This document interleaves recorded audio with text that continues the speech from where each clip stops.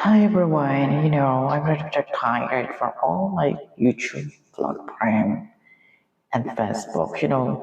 Sinasabi nga nila na yung messenger daw ay tatanggalin na. So, that's very often it and always my account is very restricted to ban.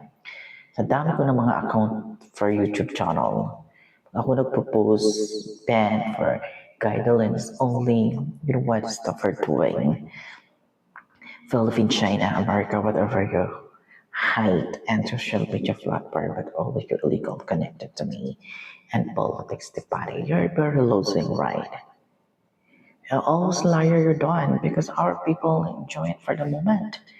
Dahil 90% for 100% the people understanding that it is coming and the end of the world will work because trust the level of hell.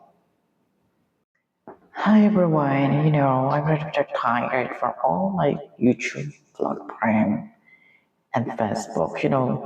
Sinasabi nga nila na yung messenger daw ay tatanggalin na. So, that's very often it and always my account is very restricted to ban. Sa dami ko ng mga account for YouTube channel, ako nagpropose ban for guidelines only, what stuff we're doing.